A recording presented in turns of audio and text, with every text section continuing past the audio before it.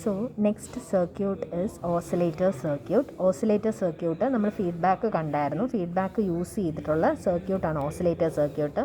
Oscillator സർക്യൂട്ടിൽ നമ്മൾ use ചെയ്യുന്ന ഫീഡ്ബാക്ക് എന്ന് പറഞ്ഞാൽ പോസിറ്റീവ് ഫീഡ്ബാക്കാണ് നമ്മൾ യൂസ് ചെയ്യുന്നത്. Positive feedback in the sense, positive feedback എന്ന് പറഞ്ഞു കഴിഞ്ഞാൽ ആ ഫീഡ്ബാക്ക് ഒരു സർക്യൂട്ടിൽ നമ്മൾ കൊടുത്തു കഴിഞ്ഞാൽ അതിൻ്റെ ഔട്ട്പുട്ടിനെ അത് കൂട്ടുന്നു, ഇൻക്രീസ് ചെയ്യുന്നു. അങ്ങനെയുള്ള ഫീഡ്ബാക്കിനെയാണ് പോസിറ്റീവ് ഫീഡ്ബാക്ക് എന്ന് നമ്മൾ പറയുന്നത്. Okay, moving to oscillators. Oscillator എന്ന് പറഞ്ഞാൽ അതൊരു ഇലക്ട്രോണിക് ഡിവൈസ് സർക്യൂട്ടാണ് വിച്ച് കൺവേർട്സ് ഡി സി പവറിനെ എ സി പവറായിട്ട് കൺവേർട്ട് ചെയ്യുന്നു. In other words, oscillator generates a signal, ഒരു സിഗ്നൽ സൈൻ വേവിനെ സിഗ്നലിനെ ജനറേറ്റ് ചെയ്യുന്നു. എക്സ്റ്റേണൽ സപ്പോർട്ട് ഇല്ലാതെ ഒരു സിഗ്നലിനെ ഉണ്ടാക്കുന്ന സർക്യൂട്ടിനെയാണ് ഓസിലേറ്റർ എന്ന് പറയുന്നത്. മനസ്സിലായോ?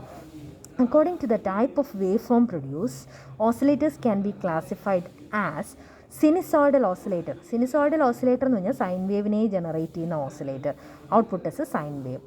റിലാക്സേഷൻ ഓസിലേറ്റർ എന്ന് പറഞ്ഞു കഴിഞ്ഞാൽ അതിൻ്റെ ഔട്ട്പുട്ട് സൈൻ വേവ് ആയിരിക്കത്തില്ല. Okay, then according to the feedback circuit, നമ്മുടെ ഫീഡ്ബാക്ക് സർക്യൂട്ട് യൂസ് ചെയ്യുന്ന അനുസരിച്ച് oscillators can be classified as RC oscillator. RC oscillator എന്ന് പറഞ്ഞാൽ feedback circuit contains resistor and capacitor only.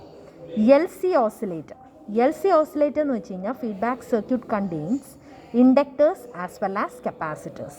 Okay, so feedback ഓസിലേറ്റേഴ്സിനകത്തോട്ട് നമുക്ക് പോകാം. Okay, ഇത് ഇത്രയും ക്ലിയർ ആയി കാണുമല്ലോ. Next is feedback oscillator. Feedback oscillator നമ്മൾ മുമ്പേ ഫീഡ്ബാക്ക് സർക്യൂട്ട് കണ്ടപ്പം ഇവിടെ നിങ്ങൾ ഇൻപുട്ട് കൊടുത്തിട്ടായിരുന്നു നമ്മൾ ഫീഡ്ബാക്ക് സർക്യൂട്ട് കണ്ടത്. ഇവിടെ കണ്ടോ, നമ്മൾ ഇൻപുട്ട് കൊടുക്കുന്നില്ല.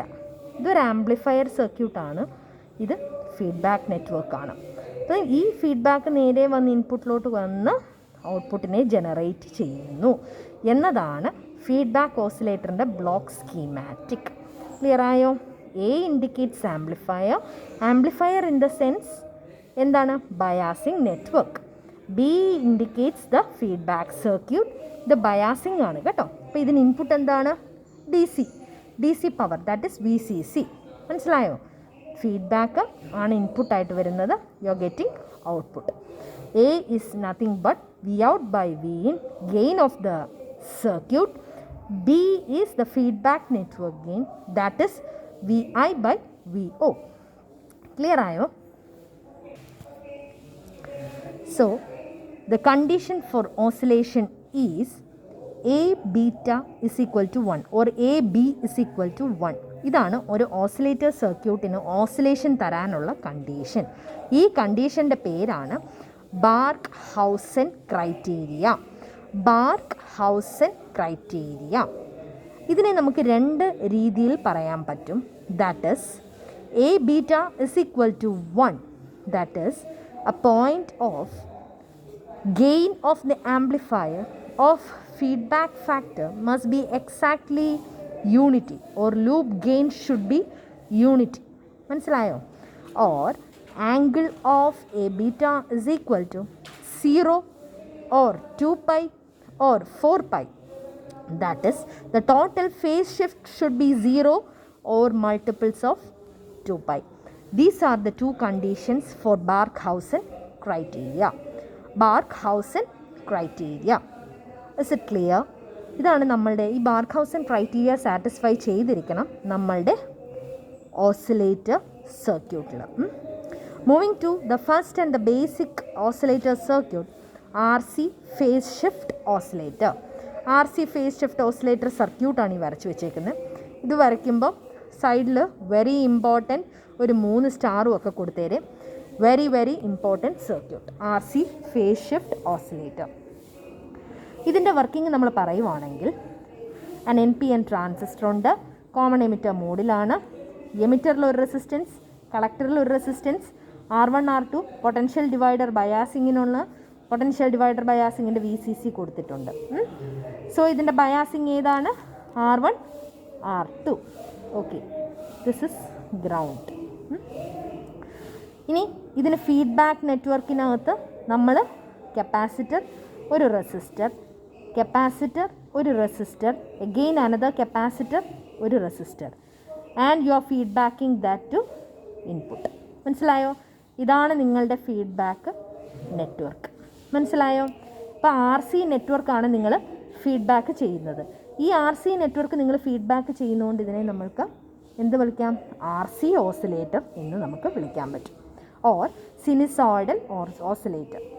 ഇനി ഈ സർക്യൂട്ട് കണ്ടപ്പോൾ നിങ്ങൾക്ക് വേറെ ഏതെങ്കിലും സർക്യൂട്ടുമായിട്ട് റിസംബ്ലൻസ് തോന്നിയോ? അതെ, RC കപ്പിൾഡ് ആംപ്ലിഫയറുമായിട്ട് റിസംബ്ലൻസ് തോന്നി. RC കപ്പിൾഡ് ആംപ്ലിഫയറിനകത്ത് ഒരേ ഒരു പ്രത്യേകത ഉണ്ടായിരുന്നുള്ളൂ. ഇവിടെ വന്നിട്ട് നമ്മളിവിടെ ഒരു ഫംഗ്ഷൻ ജനറേറ്റർ കൊടുക്കുന്നു. ഈ ഫീഡ്ബാക്ക് നെറ്റ്വർക്ക് ഇല്ലായിരുന്നു അല്ലേ? അല്ലാതുള്ളതെല്ലാം സെയിം ആണ്. പൊട്ടൻഷ്യൽ ഡിവൈഡർ ബയാസിംഗ് ആണ് നമ്മൾ കൊടുത്തേക്കുന്നത് അല്ലേ? വേറെ വ്യത്യാസങ്ങളൊന്നുമില്ല. സോ ഈ 3 RC നെറ്റ്വർക്ക് നമ്മൾ കൊടുത്തേക്കുന്നത് ഈ ഓസിലേറ്ററിന് നല്ല ഓസിലേഷൻ കിട്ടാനായിട്ടാണ്. ആ നല്ല ഓസിലേഷൻ കിട്ടണം എന്നുണ്ടെങ്കിൽ it should satisfy Barkhausen criteria. That is A beta is equal to 1. A എന്ന് പറഞ്ഞു കഴിഞ്ഞാൽ ഇതിൻ്റെ ഗെയിൻ, ബയാസിംഗ് സർക്യൂട്ടിൻ്റെ gain. Beta is the feedback circuit gain. മനസ്സിലായോ? Feedback circuit gain. സോ ഇവിടെ നമ്മൾ 3 നെറ്റ്വർക്ക് കൊടുത്തേക്കുന്നതെന്ന് വെച്ച് കഴിഞ്ഞാൽ നമ്മൾ ഈ RC കപ്പിൾഡ് ആംപ്ലിഫയർ അല്ലെങ്കിൽ പൊട്ടൻഷ്യൽ ഡിവൈഡർ ബയാസിങ്ങിന് ഒരു ഫേസ് ഷിഫ്റ്റ് ഉണ്ട്. ഈ ട്രാൻസിസ്റ്ററും RE, RC, R1, R2 വെച്ചുകൊണ്ട് ഒരു 180 ഡിഗ്രി ഫേസ് ഷിഫ്റ്റ് തരുന്നുണ്ട്. നമ്മളുടെ ക്രൈറ്റീരിയ അനുസരിച്ചിട്ട്, ബാർഖൗസൻ ക്രൈറ്റീരിയ അനുസരിച്ചിട്ട് face shift around the circuit should be either 0 or 360. അപ്പോൾ 180 എന്ന് പറഞ്ഞു കഴിഞ്ഞാൽ അത് പയ്യേ ആവത്തുള്ളൂ. സോ നമുക്കൊരു ഓസിലേഷൻ നല്ല രീതിയിൽ സാറ്റിസ്ഫൈ ചെയ്യണം എന്നുണ്ടെങ്കിൽ, ബാർഖൗസൻ ക്രൈറ്റീരിയ സാറ്റിസ്ഫൈ ചെയ്യണം എന്നുണ്ടെങ്കിൽ ഒരു 180 ഡിഗ്രി കൂടെ വേണം. ദാറ്റ് ഈസ് 360 ഡിഗ്രി ആവാൻ ഒരു 180 ഡിഗ്രിയും കൂടെ വേണം. ആ 180 ഡിഗ്രിയെ സാറ്റിസ്ഫൈ ചെയ്യുന്നതാണ് 3 RC നെറ്റ്വർക്ക് വെച്ചുകൊണ്ട്. ഈ 3 RC നെറ്റ്വർക്കിനെ നമ്മൾ ഡിസൈൻ ചെയ്തേക്കുന്നത് to give each RC network a phase shift of 60. മനസ്സിലായോ? അപ്പോൾ 60 3 ആകുമ്പോഴത്തേക്കും ഫീഡ്ബാക്ക് നെറ്റ്വർക്കിൽ നിന്നും you are attaining a 180 degree phase shift. So total phase shift around the network around the circuit is 2 pi or 360 degree. Clear ആയോ? So our RC phase shift oscillator circuit or sinusoidal oscillator circuit is satisfying Barkhausen criteria. Is it clear for you? ഇനി അതിൻ്റെ small signal മോഡലാണ് ഈ വരച്ചേക്കുന്നത്. നിങ്ങൾ text book എടുക്കുക. Text book എടുത്തതിന് ശേഷം ഇതിൻ്റെ സ്മോൾ സിഗ്നൽ മോഡലൊക്കെ നോക്കുക.